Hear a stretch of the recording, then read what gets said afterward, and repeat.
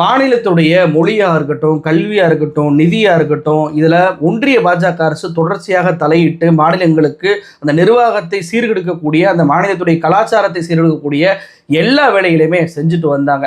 இதை தடுத்தே ஆகணும். ஒன்றிய அரசுக்கும் மாநில அரசுக்கும் இடையே இருக்கக்கூடிய அந்த உறவை சரி பண்ணணும் அப்படின்னா என்ன பண்ணலாம் அப்படின்றக்காண்டி தான் முதலமைச்சர் இன்னைக்கு மாநில சுயாட்சி தீர்மானத்தை நிறைவேற்றிருக்கிறார். இந்த மாநில சுயாட்சியை பெறுவதற்கு 3 பேர் கொண்ட ஒரு குழுவையுமே அமைச்சிருக்கிறார். இந்த குழுவால டெல்லி மேலிடம் பதறி போயிருக்காங்கன்னு சொன்னல, அதை பார்ப்பதற்கு முன்னாடி முதல்ல இந்த பிஜேபியும் சரி, இப்ப சமீபத்தில் அவங்க கூட்டணியில் இருந்திருக்கக்கூடிய அதிமுகவும் சரி, மாநில சுயாட்சி தீர்மானம் போட்ட உடனே பார்த்தீங்கன்னா உடனடியாக சட்டமன்றத்திலிருந்து வெளியேறி இருக்கிறாங்க. பிஜேபியுடைய மாநில தலைவரான நயினார் நாகேந்திரன் அவர் என்ன சொல்றாரு அப்படின்னா, மாநிலத்திற்கு சுயாட்சி கொடுக்க முடியாது, தனித்தமிழ்நாடு வேணும்னு சொல்லிட்டு இவங்க நினைக்கிறாங்க. மாநிலங்கள் ஒன்றாக இணைந்தாதான் இந்தியா வல்லரசாகும் அப்படின்னு சொல்லி பேசியிருக்கிறார். அதாவது மாநிலங்கள் ஒன்றாக இணைந்தாதான் இந்தியா வல்லரசாகும், அதே மாநிலத்தை துண்டு துண்டாக்கினா இந்தியா வல்லரசாகுமா? ஆகாதுல. ஆனா இந்த நயினார் நாகேந்திரன் என்ன பேசிருக்கிறார் அப்படின்னு சொல்லிட்டு நீங்களே பாருங்க. இந்த லட்சணத்துல ஆராசா கேட்கிறாரு, நாங்க தனி நாடு கேட்போம். அது தனி ஆளா தான் நின்று கேட்கிறாரு. ஆராசாக்குள்ள ஆசை நயினார் நாகேந்திரன் மட்டும் இல்லாமதான் போயிடும். நான் கேட்பேன், தமிழ்நாட்டை 2ஆ பிரிங்கன்றவன். 234 தொகுதி இருக்கு. 234 தொகுதியில் 117 117 பிரிப்போம். நாங்களும் முதலமைச்சரா 2 இடத்துலயும் வந்துருவோம்ல. தமிழ்நாடு தென் பகுதியிலும் முதலமைச்சரா வருவோம், வடபகுதியிலும் முதலமைச்சரா வருவோம். நாங்க எல்லாம் சேர்ந்து வந்துருவோம். பாண்டிய நாடு பல்லவ நாடு ரொம்ப மாட்டிக்கிட்டு எதையோ பிடிக்க போய் எதையோ பிடிச்சிட்டு மாட்டிட்டு ரொம்ப முழிக்காதுங்க. எல்லாம் ஆக்க முடியாதான்னு மட்டும் நினைக்காதீங்க. 117 × 2 தொகுதி 2 முதலமைச்சர் பிஜேபி காரன் வருவான், இல்ல எங்க கூட்டணி கட்சி வரும். அதை செய்ய முடியாதுன்னு நினைக்க முடியாது. செய்யக்கூடிய இடத்துல தான் நாங்க இருக்கோம். நரேந்திர மோடி இன்னைக்கு மாநிலங்கள் ஒன்றாக இருந்தாதான் வல்லரசாகவும் அவங்களுக்கு சுயாட்சி எல்லாம் கொடுக்க கூடாது என்று பேசக்கூடிய இதே நயினார் நாகேந்திரன் 2022ஆம் ஆண்டு தமிழ்நாட்டை நாங்க 2ஆ உடைப்போம், 117 தொகுதி 117 தொகுதி அப்படின்னு சொல்லிட்டு இந்த மாநிலத்தை 2ஆ பிரிப்பதற்கான அதிகாரம் எங்களிடம் இருக்கு அப்படின்னு சொல்லிட்டு மேட்டுமைத்தனத்தோடு மாநிலத்துடைய அதிகாரம் உரிமையை விடுங்க, மாநிலத்தையே நாங்க சிதைச்சிருவோம் அப்படின்னு சொல்லிட்டு மிரட்டல் விடுத்த நம்ம பார்த்தோமா இல்லையா? இப்படியான மிரட்டல் விட்டவர்களுக்கு இந்த மாநில சுயாட்சி தீர்மானம் பதற்றத்தை வர வைக்க தான் செய்யும். இதுல கொடுமையான விஷயம் என்ன தெரியுமா? முதலமைச்சர் கொண்டு வந்த தீர்மானம் என்பது தனி தமிழ்நாடு வேணும் அப்படின்றக்காகவோ, இந்த நாட்டோட நாங்க ஒன்னா இருக்க மாட்டோம் அப்படின்றக்காகவோ இல்ல. அதுல மிக தெளிவாகவே முதலமைச்சர் என்ன சொல்றாரு அப்படின்னா, ஒன்றிய மாநில அரசுகளுடைய உறவுகள்ல தாக்கத்தை ஏற்படுத்தக்கூடிய சட்டங்கள் கொள்கைகளை ஆராய்ஞ்சு அதை மறு மதிப்பீடு செய்யணும். அதே போல கன்கரண்ட் லிஸ்ட்ல மாற்றப்பட்டதை எல்லாம் மீண்டும் மாநில பட்டியலுக்கே மாற்றுவதற்கான வழிமுறைகளை செய்யணும். நாட்டின் ஒருமைப்பாடு அதான் நல்ல முக்கியமான கவனிக்க வேண்டிய ஒரு விஷயம். நாட்டுடைய ஒருமைப்பாட்டுக்கு குந்தகம் ஏற்படாத வகையில மாநிலங்கள் அதிகபட்ச தன்னாட்சி உரிமை பெறுவதற்கான நடவடிக்கைகள். இதற்காக பார்த்தீங்கன்னா ராஜமன்னாருடைய பரிந்துரையா இருக்கட்டும், நாட்டுடைய சமூக அரசியல் பொருளாதார சட்டம் எல்லாவற்றையுமே இருக்கக்கூடிய அந்த வளர்ச்சி எல்லாத்தையுமே கணக்குல இந்த குழு கொண்டு அதுக்கான அறிக்கையை 2 வருஷத்துக்கு அப்புறம் முழுமையான அறிக்கையை கொடுங்க, அதற்கு முன்னாடி ஜனவரி 2026 ஒரு இடைக்கால அறிக்கையை கொடுங்க அப்படின்னு சொல்லி தான் முதலமைச்சர் அவர்கள் சொல்லியிருக்கிறாரு. இது சொல்லும் போதே பாத்தீங்க அப்படின்னா இது தமிழ்நாட்டுக்கு மட்டுமல்ல, குஜராத்ல இருந்து நார்த் ஈஸ்ட் வரைக்கும், காஷ்மீர்ல இருந்து கேரளா வரைக்கும் இருக்கக்கூடிய எல்லா மாநிலங்களுக்காக தான் கொண்டு வர்றோம். ஏற்கனவே தமிழ்நாட்டை பொறுத்த வரைக்கும் மற்ற மாநிலங்களை விட முன்னோடி மாநிலமாக நம்ம இருக்கிறோம். பல்வேறு விஷயங்களை முன்னோடியே நம்ம செஞ்சிருக்கிறோம். அதே போலதான் இதையுமே நம்ம ஒரு முன்னோடி விஷயமா பண்ணியிருக்கோம் அப்படின்னு சொல்லிட்டு இந்திய அரசியலமைப்பு சட்டத்தை வடிவமைத்த அண்ணல் அம்பேத்கர் அவர்களையும், அதே போல அமெரிக்காவுடைய அரசியலமைப்பு சட்டத்தை வடிவமைத்த ஜேம்ஸ் மேடிசன் அவருடைய கூற்றை சுட்டிக்காட்டி மிக தெளிவாக தன்னுடைய தீர்மானத்தை கொண்டு வந்தார் முதலமைச்சர் அவர்கள். இதுல எங்கேயுமே தனி தமிழ்நாடு இல்ல, ஒருமைப்பாட்டை சிதைக்கக்கூடிய வகையில எதுவுமே இல்ல, இறையாண்மைக்கு எதிரானது இல்ல, மாநிலங்கள் பிரியணும் அப்படின்னு சொல்லிட்டு எந்த வார்த்தையுமே இல்ல. சாதாரணமாக ஒன்றியமும் சரி மாநிலமும் சரி ஒன்றாக இணைந்து செய்வதற்கான வழிமுறைகளை கண்டறியணும் அப்படின்றக்காண்டி தான் இந்த குழு அமைக்கப்பட்டிருக்கு.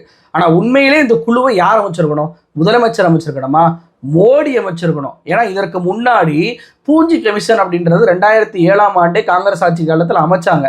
நீதிபதி மதன் மோகன் பூஞ்சி அவர்கள் தலைமையில் இந்த குழு அமைக்கப்பட்டு 3 ஆண்டுகளுக்கு பிறகு 2010 ரிப்போர்ட்டை கொடுக்குறாங்க. அந்த ரிப்போர்ட்டை வந்து மோடி அரசாங்கம் ஏப்ரல் 2017 இருக்கட்டும், நவம்பர் 2017 இருக்கட்டும், மே 2018 இருக்கட்டும், அப்போதெல்லாம் நடந்த inter state council standing committee, parliament கமிட்டியில் இந்த பரிந்துரை, பூஞ்சி கமிஷன் கொடுத்த இந்த பரிந்துரை எல்லாம் நாங்கள் ஏற்றுக்கொள்கிறோம், கன்சிடர் பண்ணிக்கிறோம் அப்படின்னு சொல்லிட்டு சொன்னாங்களா இல்லையா? ஆனால் நீங்கள் கன்சிடர் பண்ணீங்களா?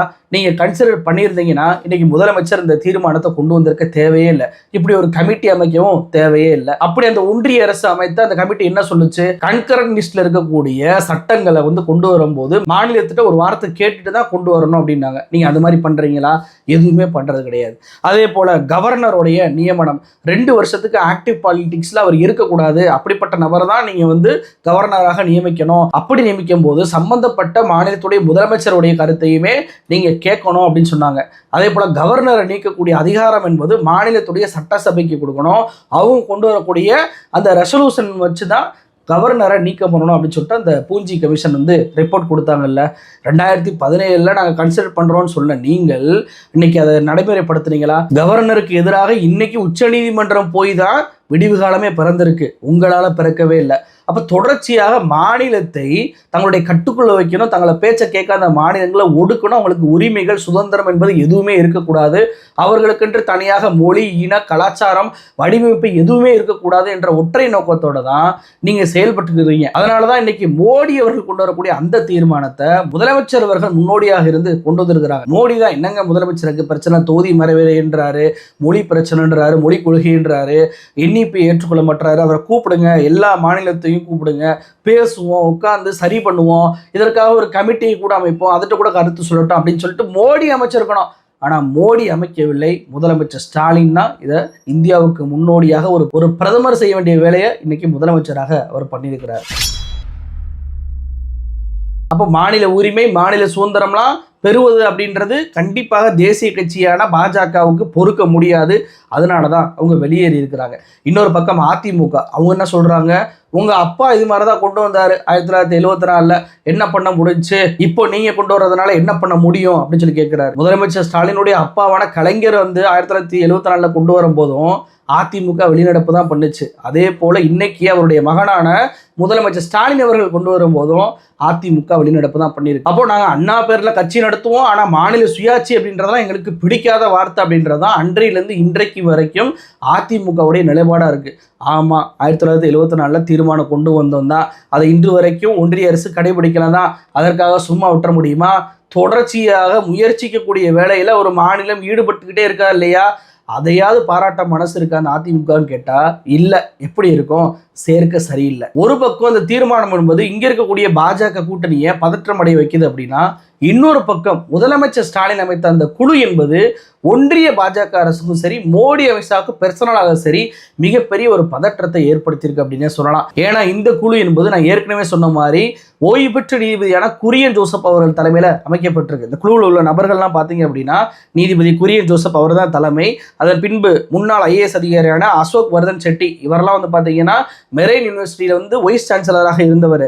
அதே போல முன்னாள் தமிழ்நாடுடைய திட்டக்குழு துணைத் தலைவராக இருந்த நாகநாதன் அவர்களையுமே இந்த கமிட்டியில் அமைச்சிருக்கிறாங்க. இந்த 3 பேர் கொண்ட கமிட்டி தலைமை குரியன் ஜோசப் தானே.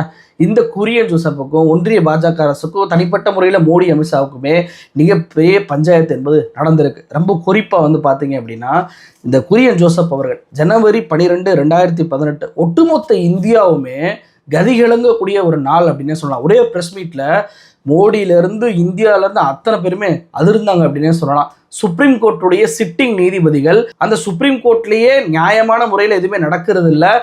இங்கே இருக்கக்கூடிய தலைமை நீதிபதி ஒரு ரிமோட் கண்ட்ரோலாக பயன்படுத்தப்படுகிறார். வெளியிலிருந்து எங்களுக்கு அழுத்தங்கள் வருகிறது. இந்த கேசஸ் ஒதுக்குறாங்கல்ல, இதெல்லாம் நீதிபதிகள் பார்த்து ஒதுக்கப்படுது. குறிப்பாக அமித்ஷாவுடைய வழக்கை விசாரித்த லோயா அவர்களுக்கு ஒதுக்கப்பட்ட அந்த சென்சிட்டிவ் கேஸாக இருக்கட்டும், எல்லாத்தையுமே சுட்டி காட்டி அம்பலப்படுத்தி விட்டவர் தான் இந்த குரியன் ஜோசப். இது மிகப்பெரிய அளவுக்கு அதிர்வலை ஏற்படுத்துச்சு. எந்த அளவுக்கு அப்படின்னா மோடியே பதறி போயிட்டு எந்த அரசியல் கட்சி இதில் தலையிடாதீங்க, ஒன்றிய அரசு நாங்கள் தலையிட மாட்டோம், நீதிபதிகளே உட்கார்ந்து பேசி ஒரு முடிவுக்கு வரட்டும், இந்திய நீதித்துறையின் மீது எங்களுக்கு நம்பிக்கை இருக்கு அப்படின்னு சொல்லிட்டு ஒரு ஸ்டேட்மெண்ட்டே மோடி எதுக்காக ஸ்டேட்மெண்ட் கொடுக்க பார்த்துருக்கீங்களா? அப்படி ஒரு ஸ்டேட்மெண்ட்டே கொடுக்க வச்சவர் தான் இந்த குரியன் ஜோசப். அப்போவே நீதித்துறையினுடைய சுதந்திரத்தை பாதுகாக்க வேண்டும் என்பதற்காக போராடியவர் தான் இந்த குரியன் ஜோசப். இதுல ரொம்ப முக்கியமானது என்ன அப்படின்னா, இவரோட சேர்ந்து 3 நீதிபதிகள் கூட இருந்தாங்க. அதுல மிக முக்கியமானவர் ரஞ்சன் கோகாய். இவர் ராமர் கோயில் தீர்ப்பை பிஜேபிக்கு சாதகமாக கொடுத்த உடனே பிஜேபி இவருக்கு ராஜ்யசபா மெம்பராக எம்பியாக மாற்றுவதற்கு முயற்சிகளை மேற்கொண்டாங்க. உடனடியாக இந்த குரியன் ஜோசப் அவர்கள் தலையிட்டு, ஏங்க 4 பேர் நம்ம எல்லாம் சேர்ந்து ஜுடிஷியருடைய இண்டிபெண்டன்ஸ்க்காக நம்ம பேசிக்கிட்டு இருந்தோம், நீங்க என்னன்னா அதை தூக்கி போட்டு சிதைக்கக்கூடிய விதமாக இப்படி ராஜ்யசபா எம்பி ஆகணும்னு சொல்றீங்களே, உங்களுடைய இந்த செயல்பாடு என்பது நீதித்துறையை சாமானிய நம்பரா பார்த்தீங்களா, அதையே கேள்விக்குள்ளாக்கிறோம். தயவு செய்து இந்த பதவியை நீங்க ஏற்றுக்கொள்ளவே கூடாது. உச்சநீதிமன்றத்துடைய சுதந்திரத்துக்காக போராடிய நீங்களே இன்னைக்கு இப்படி போய் அடிமையாக மாறுவது தவறு அப்படின்னு சொல்லிட்டு ரஞ்சன் கோகாய்க்கு எதிராகவே பேசினவர் தான் இந்த குரியன் ஜோசப். இது மட்டுமல்ல, 2015 பார்த்தீங்கன்னா மோடிக்கு ஒரு கடிதத்தை அனுப்பி மோடியவே பதற வச்சாரு, எக்ஸ்போஸ் பண்ணாரு. அதாவது நீதிபதிகள் தலைமையில ஒரு கான்ஃபரன்ஸை வந்து பார்த்தீங்கன்னா குட் ஃப்ரைடே அன்னைக்கு மோடி அவர்கள் நடத்துறாரு. இதற்கு தான் இந்த குரியன் ஜோசப் அவர்கள் என்ன சொன்னாரு அப்படின்னா, இந்தியாவில் இருக்கக்கூடிய எல்லா மதங்களுமே சரிசமமாக பார்க்கப்படணும். ஆனா நீங்க இம்பார்ட்டன்ட் மீட்டிங் எல்லாம் ரிலீஜியஸ் ஹாலிடேஸ்ல வைக்கிறீங்க. அதுவும் தீபாவளியா இருக்கட்டும், ஹோலியா இருக்கட்டும், துசாராவா இருக்கட்டும், ஈது பெருநாளா இருக்கட்டும், பக்ரீத்தா இருக்கட்டும், கிறிஸ்துமஸா இருக்கட்டும், ஈஸ்டரா இருக்கட்டும், இது எல்லாமே மதம் கடந்து கொண்டாடக்கூடிய ஒரு பண்டிகைகளா இருக்கு. இந்தியாவுடைய செக்குலரிசம் என்பதே சர்வ தர்ம சாம்பவா அப்படின்ற ஒரு கோட்பாட்டின்படி தான், அதாவது equal respect for all religions அப்படின்ற ஒரு கோட்பாட்டின் அடிப்படையில் தான் இருக்கு. செக்குலரிசம் என்பது மத சகிப்புத்தன்மை மட்டும் கிடையாது, எல்லா மதத்தையுமே சரிசமமாக நடத்துவது. இந்த கடிதத்தை உங்களுக்கு நான் எழுதுவதற்கு காரணமே உலகம் முழுக்க மதத்தை வைத்து பிரிவினை என்பது ஏற்படுத்தப்பட்டு வருது. குறிப்பா லண்டன்லாம் நீங்க எடுத்துட்டீங்க அப்படின்னா அவங்கெல்லாம் ரிலீஜியஸ் லிபரேஷன் உள்ள ஒரு நகரமாக சொல்றாங்க. அங்கேயே வந்து பாத்தீங்கன்னா மதத்தின் அடிப்படையில் பிரிவினை என்பது ஏற்பட்டுக்கிட்டு இருக்கு. அதெல்லாம் நம்ம இந்தியாவில் ஏற்படாம இருக்கணும் அப்படின்னா நம்ம செக்குலரிசத்தை ஃபாலோ பண்ணணும். இப்போ இந்த மீட்டிங்கை தள்ளி வைக்க முடியாதுதான், ஆனா நான் சொன்னதை மனசுல வச்சுக்கோங்க அப்படின்னு சொல்லிட்டு திட்டமிட்டு குட் ஃப்ரைடே அன்னைக்கு நீதிபதிகளுடைய கான்ஃபரன்ஸை நடத்துகிற மோடிக்கு சம்மட்டி அடி அப்போதே கொடுத்தாரு. 2015 கொடுத்தவர் தான் இந்த குரியன் ஜோசப். இன்னைக்கும் பார்த்தீங்கன்னா ரம்ஜானுக்கு லீவு கிடையாதுன்னு சொல்வதெல்லாம் நம்ம பார்க்க முடியுதா இல்லையா? தமிழர்களுடைய பண்டிகையாக இருக்கக்கூடிய பொங்கல் அன்னைக்கு தான் இவங்க ஏதாவது ஒரு எக்ஸாம் வைப்பாங்க. அதெல்லாம் நம்ம பார்த்துக்கிட்டு தானே இருக்கோம். தொடர்ச்சியாக இப்படிலாம் பண்ணாதீங்க, எல்லா மதத்தையுமே ஈக்குவலாக நடத்த பழகிக்கங்க அப்படின்னு சொல்லிட்டு நீதிபதியாக இருக்கும் போதே பிரதமருக்கு துணிச்சலாக கடிதம் எழுதியவர் தான் இந்த குரியன் ஜோசப். இது மட்டுமல்ல, ஒன்றிய அரசுடைய நேரடியாக மோதும் விதமாக பார்த்தீங்கன்னா இதற்காக national judicial appointment commission NJAC அப்படின்ற ஒரு கமிஷன் அமைச்சு அதன் மூலமாக நீதிபதிகளை அப்பாயின்மெண்ட் பண்ணலாம் அப்படின்னு சொல்லிட்டு ஒன்றிய பாஜக அரசு ஒரு முடிவு பண்றாங்க, ஒரு சட்டத்தை கொண்டு வராங்க. ஆனா அதையவே ரத்து பண்ணி தீர்ப்பு கொடுத்தவர் தான் இந்த குரியன் ஜோசப். அது மட்டுமல்ல, ஒன்றிய அரசு தொடர்ச்சியாக கொலிஜியம் வந்து ரெக்கமெண்டேஷன் பண்ணக்கூடிய அந்த நீதிபதிகளுடைய அப்பாயின்மெண்ட் எல்லாம் தள்ளி போட்டுக்கிட்டே வர்றதுனால நீதிபதிக்கு இவர் வந்து ஒரு கடிதத்தை அனுப்பி இப்படி எல்லாம் நீங்க வந்து தாமதப்படுத்திக்கிட்டு இருக்கிறாங்க, இது இந்தியாவுடைய நீதித்துறையை கொள்வதற்கு சமம், வரலாறு நம்மளை மன்னிக்காது அப்படின்னு சொல்லிட்டு வெளிப்படையாகவே கடிதம் எழுதியவர் தான் இந்த குரியன் ஜோசப். அது மட்டுமல்ல, இவருக்கு மாநில நலனின் மீதுமே அக்கறை இருக்குது அப்படின்றத எதன் மூலமாக நம்மளால புரிஞ்சுக்கிற முடியுது அப்படின்னா, கேரளாவில் வந்து மிகப்பெரிய அளவில் 100 ஆண்டுகளுக்கு இல்லாத அளவில் மிகப்பெரிய வெள்ளம் என்பது ஏற்பட்டுச்சு. ஒன்றிய அரசு அப்போ ஹெலிகாப்டர்லாம் கொடுத்து அதுக்கு வாடகைலாம் வசூல் பண்ணதான் நம்ம பார்த்தோம். அப்படிப்பட்ட அந்த வெள்ள பாதிப்பின் போது கூட காசு வந்து ஒன்றிய அரசு கொடுக்கவே இல்லை அந்த மாநிலத்துக்கு. இதற்காகவே பார்த்தீங்க அப்படின்னா டெல்லி வழக்கறிஞர் எல்லாம் ஒன்று சேர்ந்து ஒரு ரிலீஃப் ஃபண்டை நம்ம வசூல் பண்ணலாம் அப்படின்னு சொல்லிட்டு ஒரு நிகழ்ச்சி நடத்துறாங்க. அந்த நிகழ்ச்சியிலுமே இவர் கலந்து கொண்டிருக்கிறார், குரல் கொடுத்திருக்கிறார். அது மட்டுமல்ல, சதர்ன் ஸ்டேட் தென்னிந்திய மாநிலங்களுக்கு ரிலீஃப் ஃபண்டை ரைஸ் பண்ணுவதற்காகவே இவர் நீதிபதியான KM ஜோசப் அவர்களோட இந்தி பாடகரான மோஹித் சவுகான் அவர்களோட சேர்ந்து பாட்டெல்லாம் பாடியிருக்கிறார். அப்போ மாநிலங்களுக்கு ஃபண்டை வந்து ஒதுக்கணும், குறிப்பாக நிவாரண நிதியை வந்து கொடுக்கணும் அப்படின்ற அக்கறை என்பது இவருக்கு நீதிபதியாக இருந்த சமயத்திலே இருந்திருக்கு அப்படின்றத இந்த சம்பவங்கள் மூலமாகவே நம்மளால தெரிஞ்சுக்கிற முடியுது. இது மட்டுமல்ல, SC ST யாருக்கு இடஒதுக்கீடு கொடுக்கணும்னாலுமே அவங்களுடைய மொத்த மக்கள் தொகையை கணக்கில் எடுத்துக்கிறணும் அப்படின்னு சொல்லிட்டு ஒன்றிய பாஜக அரசு ஒரு மனுவை உச்சநீதிமன்றத்தில் போட்டாங்க. அதையுமே அவர் ரத்து பண்ணி ஓட விட்டவர் தான் இந்த குரியன் ஜோசப். இப்படி ஒன்றிய பாஜக அரசு மக்களை வஞ்சிக்கக்கூடிய, மாநிலங்களை வஞ்சிக்கக்கூடிய மக்கள் விரோத திட்டங்களை செயல்படுத்த போதெல்லாம் அதை ரத்து பண்ணி அதற்கு குட்டு வைத்திருக்கிறார். அது மட்டுமல்ல, நாட்டுடைய மதச்சார்பின்மையை பாதுகாக்க வேண்டும் என்பதற்காக ஒரு குரல் கொடுத்திருக்கிறார். இந்தியாவுடைய நீதித்துறையோட சாமானியனுடைய நம்பிக்கை போய்விடக்கூடாது என்பதற்காகவும் இவர் குரல் கொடுத்திருக்கிறார். அப்படின்றப்ப ஒரு தரமான ஒரு ஓய்வு பெற்ற நீதிபதியை தான் முதலமைச்சர் ஸ்டாலின் அவர்கள் இந்த குழுவுக்கு தலைமை தாங்க வைத்திருக்கிறார் அப்படின்னு சொல்லலாம். இப்படிப்பட்ட குரியன் ஜோசப்பை மோடி அமித்ஷாவுக்கு பிடிக்குமா, மோடி கூட ஏற்கனவே பாடம் எடுத்தவர். அமித்ஷாவுக்கு அவருடைய வழக்கை விசாரித்த லோயா அவர்கள் மரணம் குறித்து கேள்வி எழுப்பியவர். அப்படின்றப்ப பதற்றம் வரதானா செய்யும். அப்போ இங்கே மாநில லெவல்லையும் பதற்றம் வருது, ஒன்றிய லெவல்லையும் பதற்றம் வருது. அப்படின்றப்பயே முதலமைச்சர் கொண்டு வந்த தீர்மானமும் முதலமைச்சர் கொண்டு வரக்கூடிய இந்த குழுவும் சரி மிக முக்கியத்துவம் வாய்ந்ததாக தான் கருதப்படுது. இந்த குழு கட்டாயமாக ஒட்டுமொத்த இந்தியாவுக்குமே பயணப்பட்டு ஒவ்வொரு மாநிலங்கள் சந்திக்கக்கூடிய பிரச்சனைகள், அவங்கள்ட்ட ஒன்றிய அரசு கிட்ட என்ன பிரச்சனைகள் இருக்கு, அரசியலமைப்பு சட்டத்தை முழுமையாக வாசித்து அதுல மாநிலங்களுக்கு எப்படியெல்லாம் அதிகாரங்களை அவங்க பெற்றுத்தரலாம் அப்படின்ற பல்வேறு விஷயங்களை கோடிட்டு எடுத்து காட்ட வேண்டும்.